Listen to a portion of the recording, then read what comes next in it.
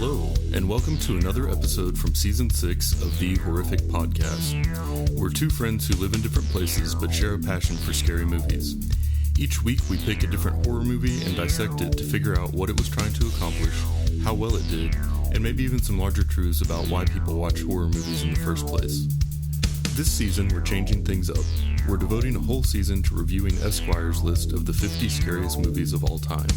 In each episode, we'll break down a different movie, talk about how scary it really was, and then update our rankings to prove how much smarter we are than the other people on the internet.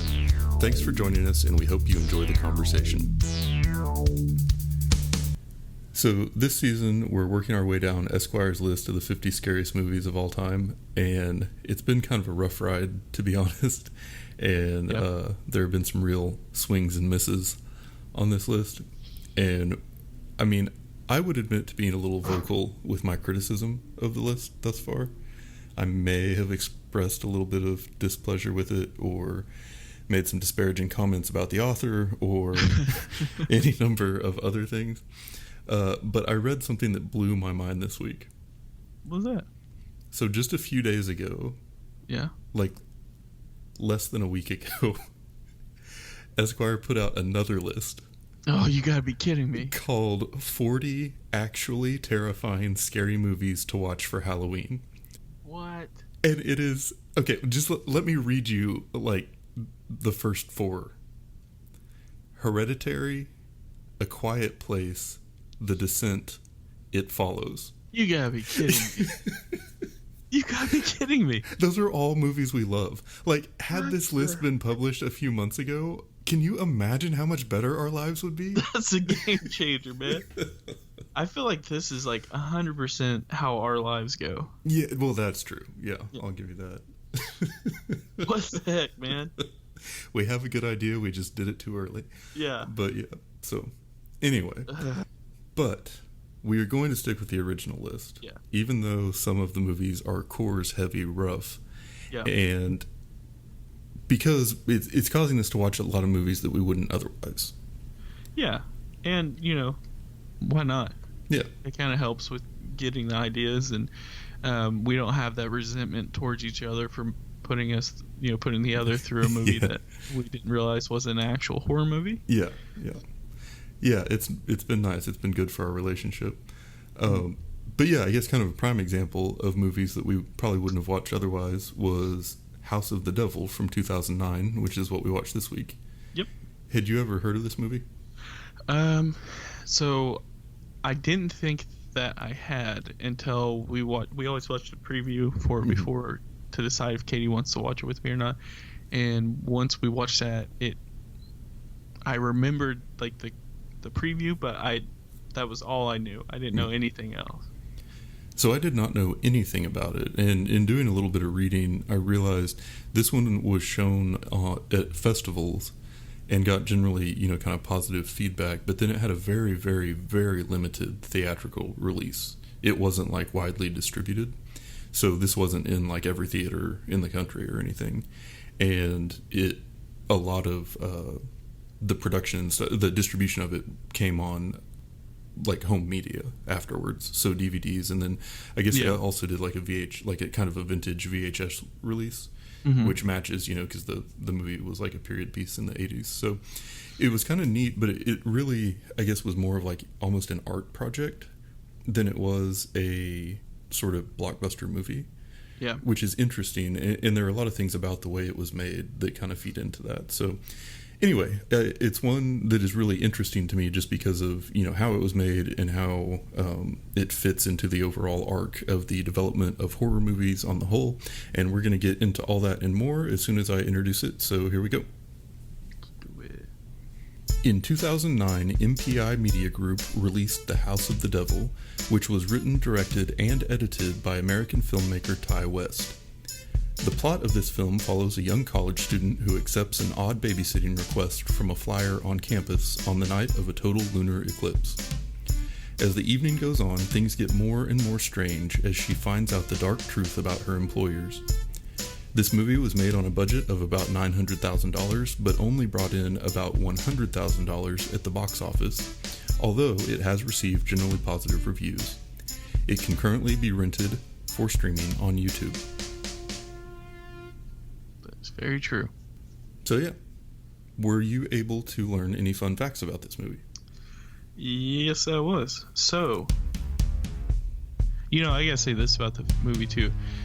I kind of respect the idea that they said like that we're trying to make this an 80s style film, and then put it out in VHS. I definitely like that. So this is something that I thought was pretty interesting. So in the movie, she starts watching Night of the Living Dead. Yes. Yeah. The reason, I guess, that why you see a lot of movies play that in the movie isn't necessarily out of respect to the classics. It's because that's public domain. Yeah, I assumed. And so you don't have to pay the rights to use it. Yeah. Which I just thought, like, I wouldn't have thought, like, anytime you watch a horror movie and a movie comes on, it's always, some classic. Yeah, something super old, black and white. Or something that might tie into the story in a way. And I saw that and I was like, oh, that's pretty interesting. So like you kind of mentioned, promotionally they released VHSs. They released this movie on VHS in like those, they call them clamshell boxes. Yeah. Like you used to get from Blockbuster back in the day, where you like pop it open. I missed it, dude. Yeah. This is the last major motion picture released in that format. So this was shot in 16 millimeter film, which I guess was pretty popular in the 80s. Yeah. So it kind of gave it like a retro stylistic look, matching the decade. And the sad thing is it was probably like state of the art back then. I would just guess. I don't know much about actual film. Okay, last fact.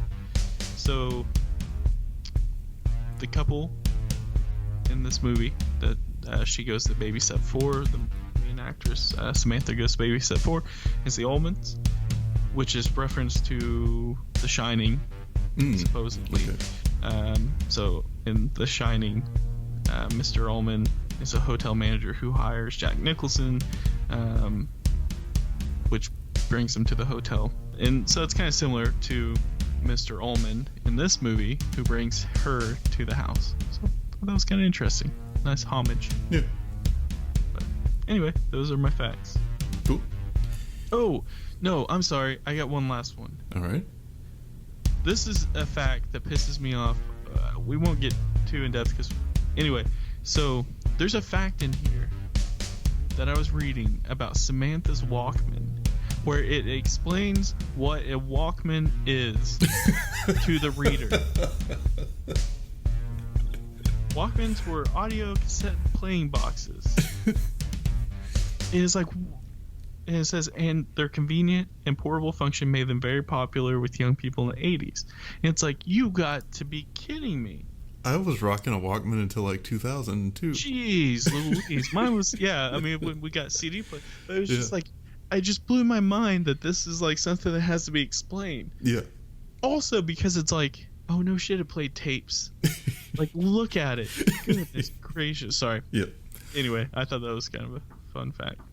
So yeah, as we mentioned, this movie was a period piece set in the 80s, so everything was real on point with that as far as like the clothes, cars, hair, phones, technology in general.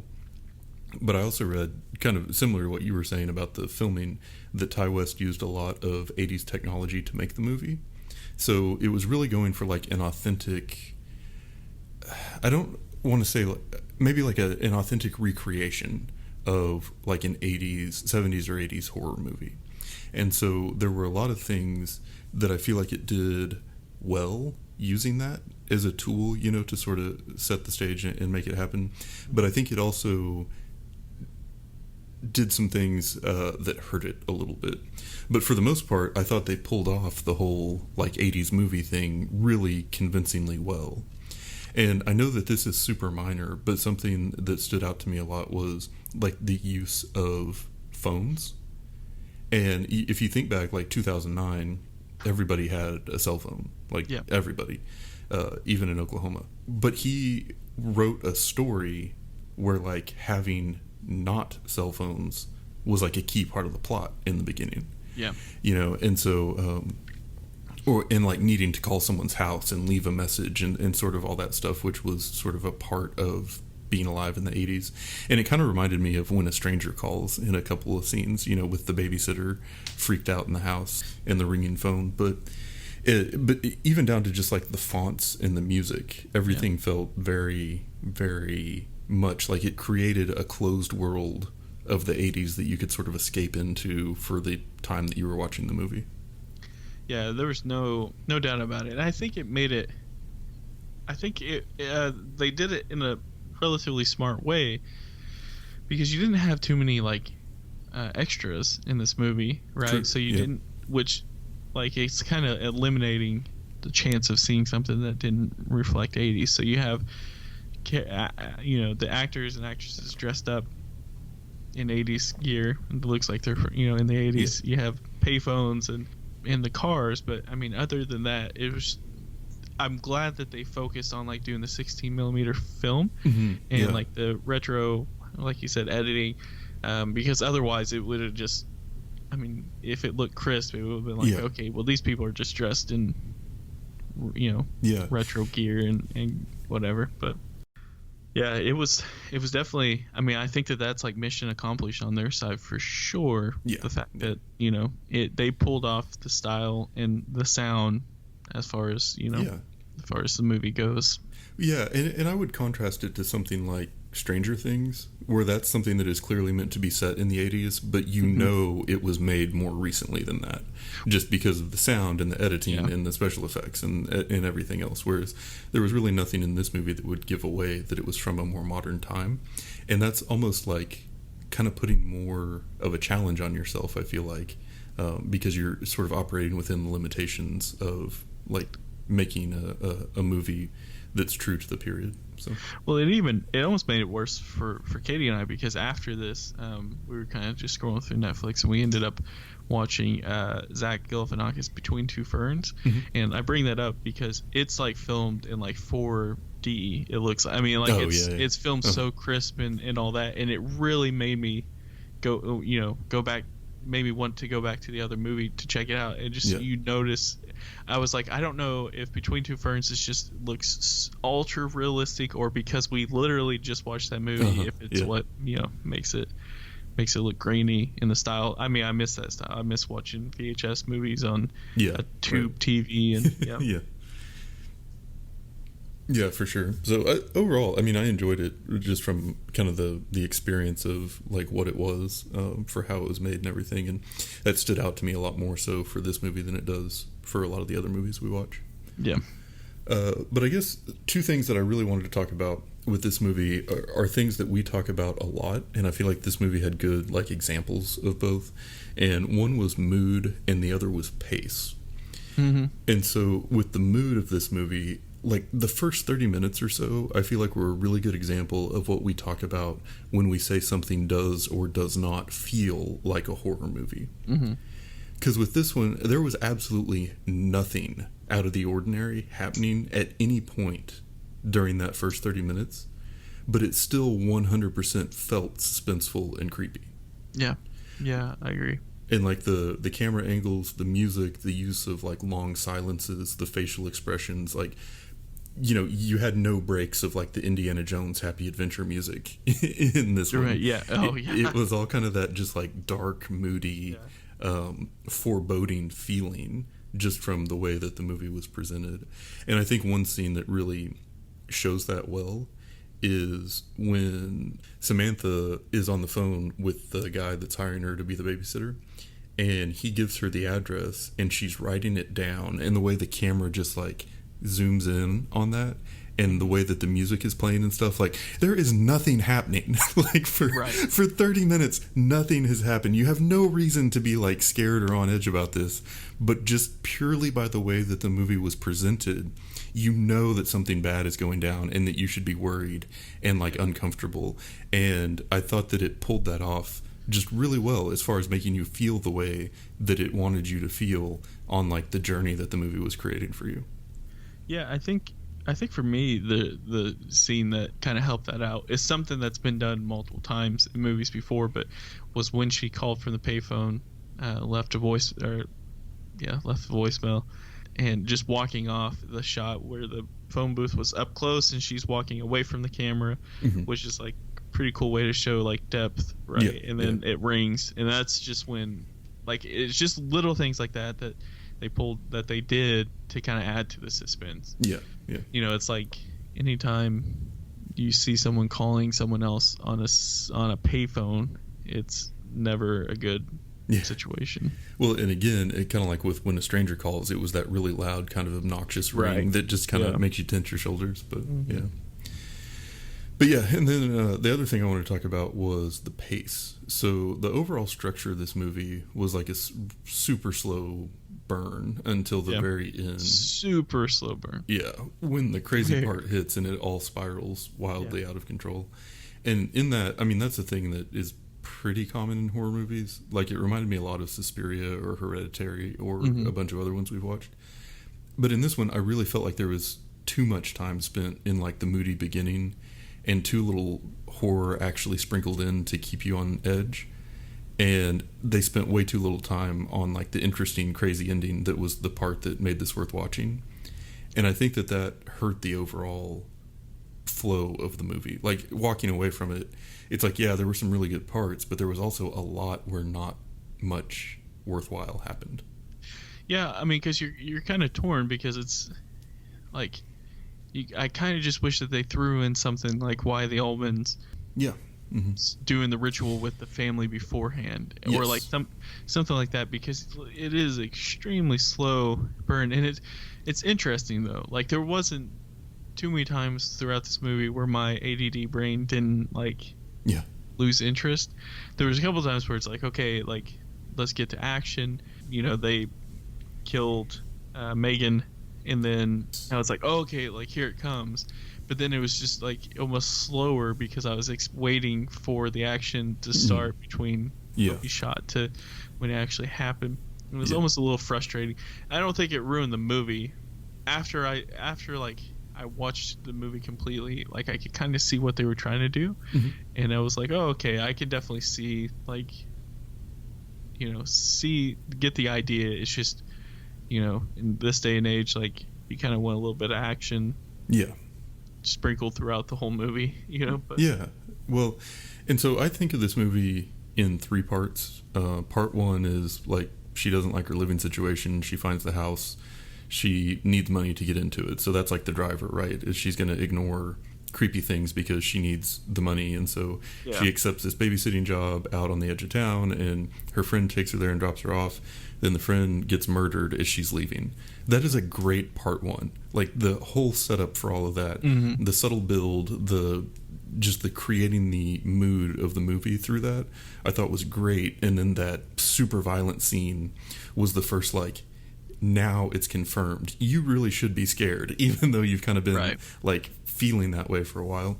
And I thought that was awesome. But then part two is just her hanging out at the house where she's supposed to be making sure that an old woman doesn't have an emergency or something. And it's just her, like, walking around the house and looking through their stuff, like the discovery mode. But she doesn't discover anything. I mean, this goes on forever.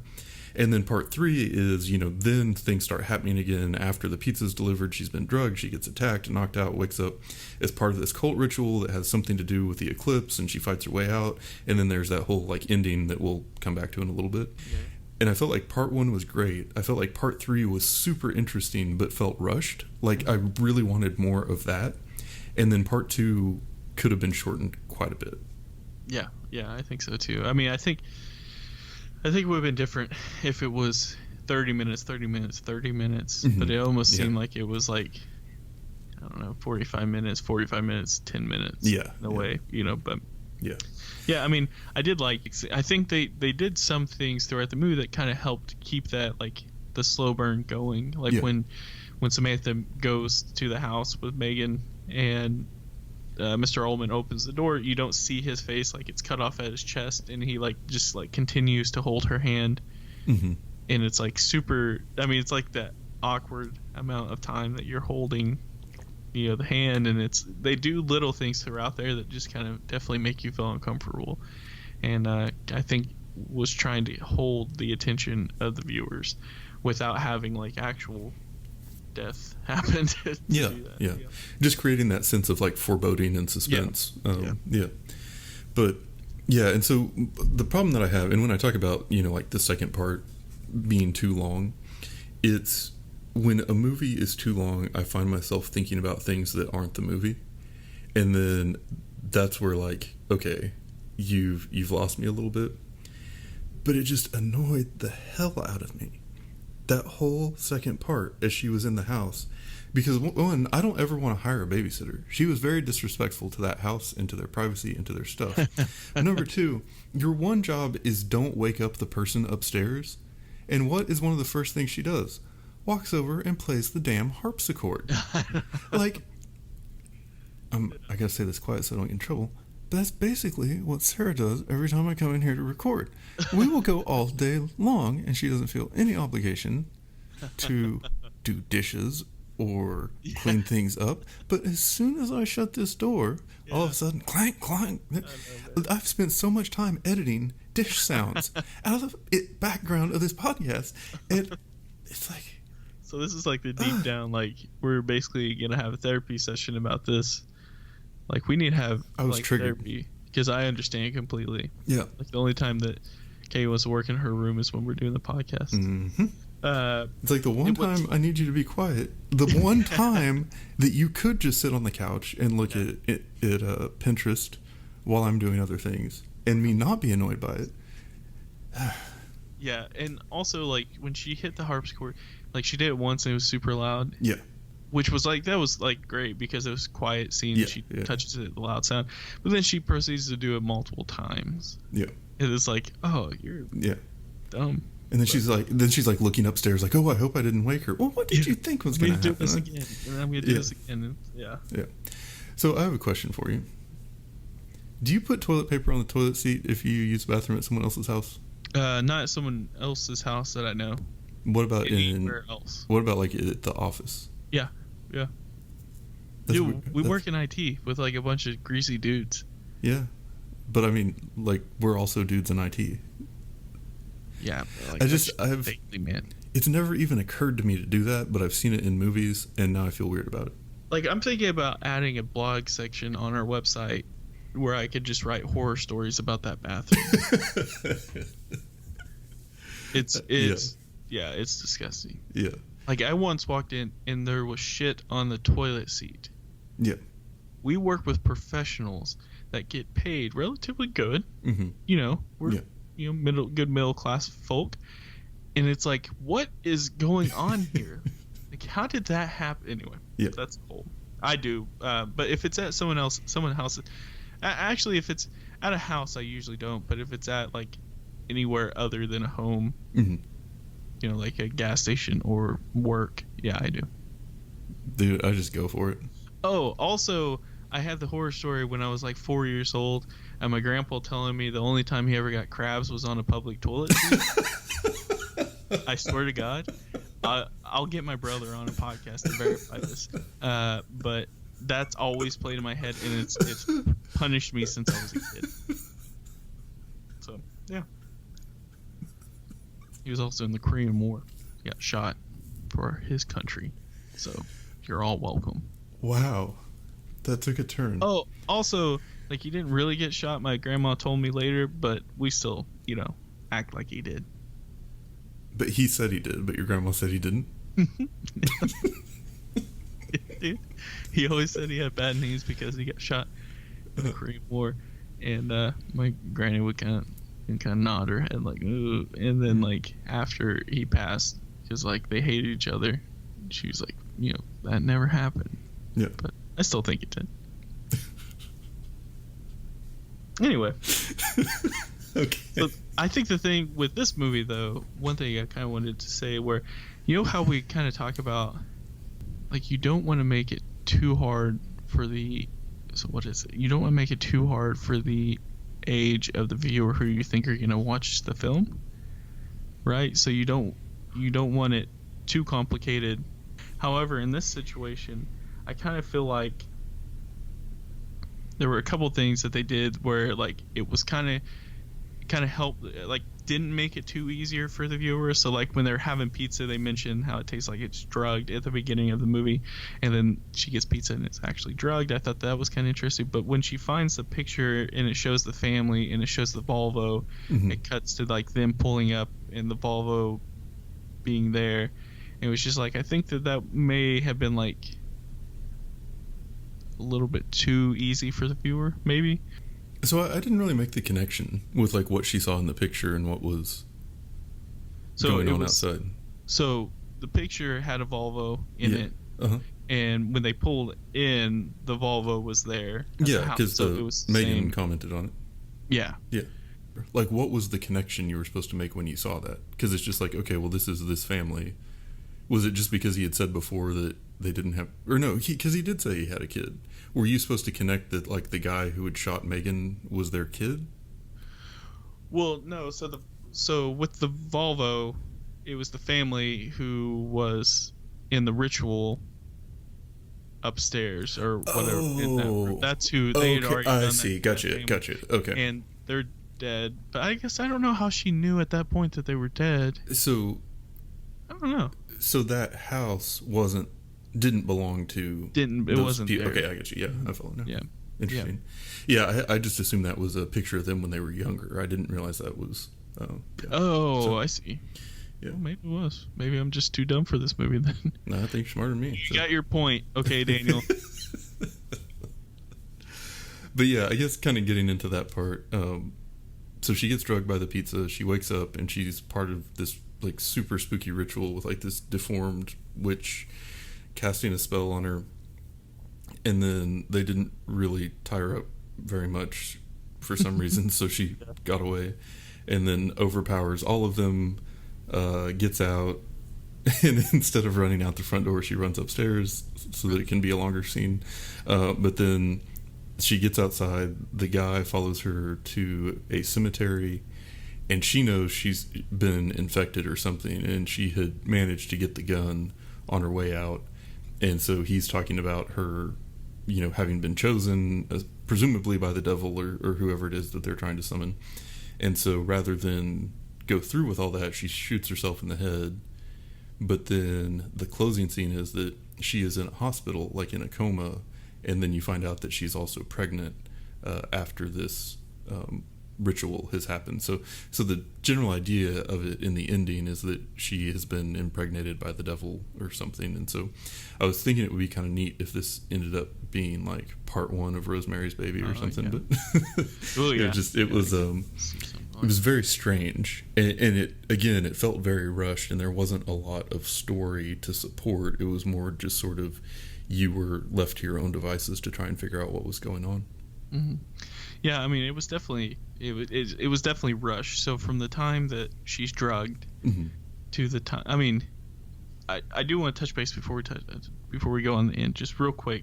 The scene where the guy goes up to Megan and he has the lighter and he says, "Are you the babysitter?" and she says no, and then she gets shot in the head. That's an intense scene. Yes, that's it was. Like, holy shit! Like, it's, that they mean business.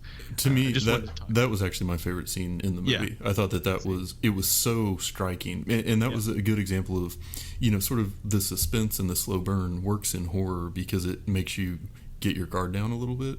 Yep. Because you're like, okay, well, it's going to be creepy. It's going to be creepy. It's going to be creepy. Oh crap, something happened. And that keeps you engaged. And by kind of continuing to do that, like with Paranormal Activity, does a really good job of that. The first one, where you have these sort of like seemingly boring scenes that then are peppered in with these like super creepy things, and it's getting more and more creepy as it goes along, till at the end everything in the movie just has you on the edge of your seat and your skin is crawling because you're so like caught up in what's about to happen next.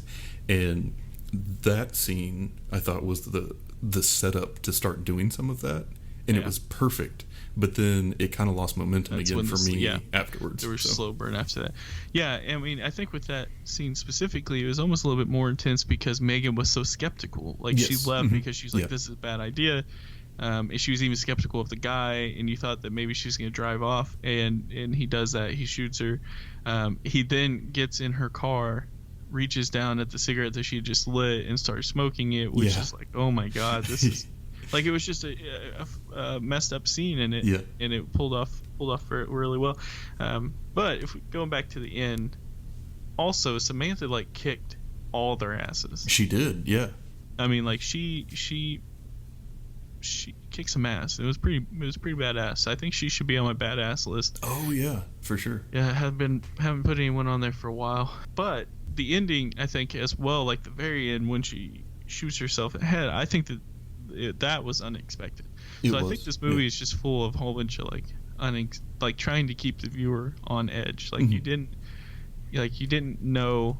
Like the Ullmans were weird, but you didn't know that they were into anything weird. You get Megan who's shot, and you're like, oh, is that guy like crazy that's gonna come and try to kill her?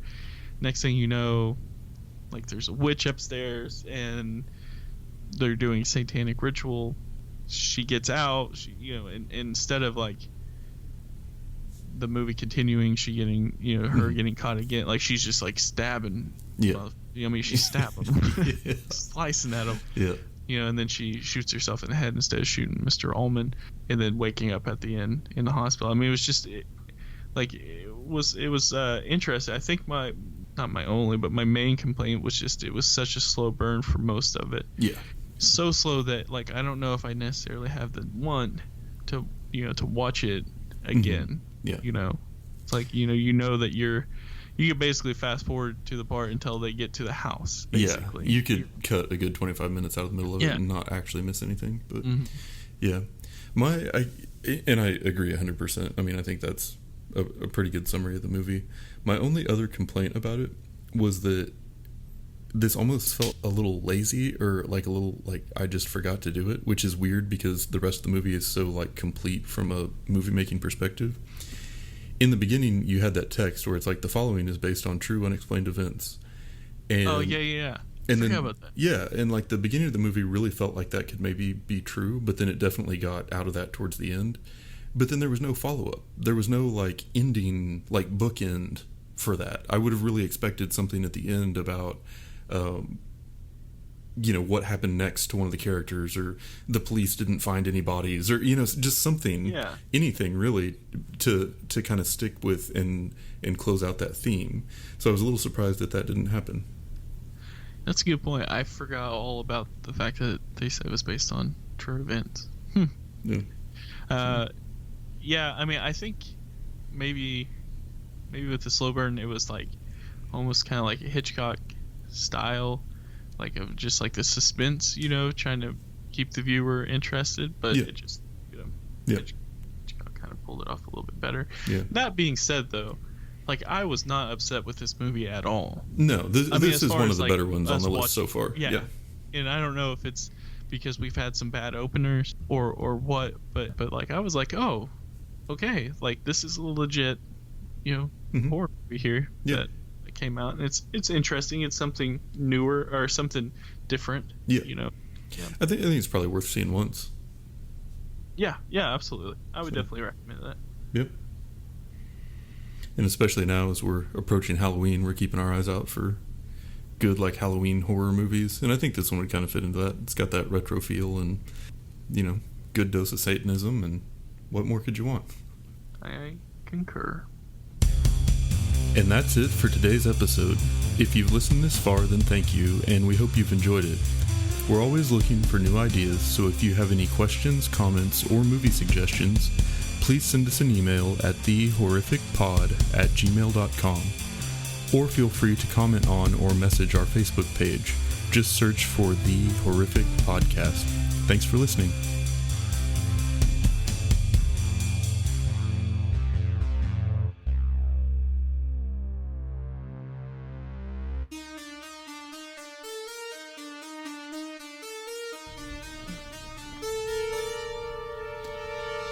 Raiders play at noon, so I gotta... Oh, yeah. We will be done by then. Don't worry, my friend. Yep.